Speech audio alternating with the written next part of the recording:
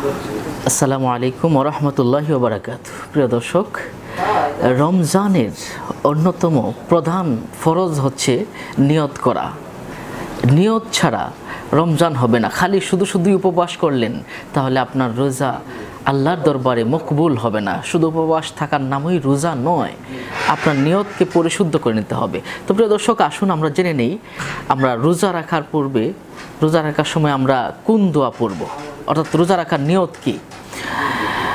নাওয়াইতু আন আসুমা গাদাম মিন শাহরি রমাদান আল মুবারক ফারদাল্লাকা ইয়া আল্লাহ ফাতাকাব্বাল মিন্নি ইন্নাকা আনতাস সামিউল আলিম।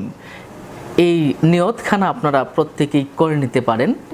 অবশ্যই শুদ্ধভাবে পড়তে চেষ্টা করবেন।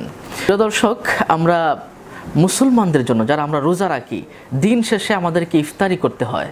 তো ইফতারির মুহূর্তটা হচ্ছে আল্লাহর কাছে সবচেয়ে প্রিয়, এবং বান্দার সবচেয়ে, যারা রোজাদার তাদের কাছে সবচেয়ে প্রিয় সময় হচ্ছে ইফতারি।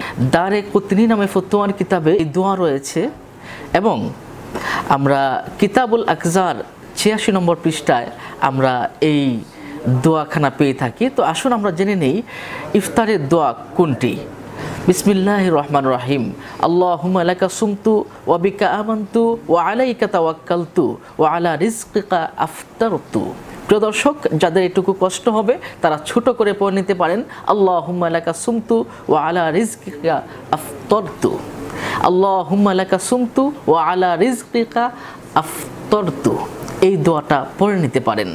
এই দোয়া পড়া মুস্তাহাব। আপনারা এই দোয়া পড়ে আপনি ইফতার করলে আল্লাহ রাব্বুল আলামিন আপনাকে জাযায়ে খায়ের দান করবেন।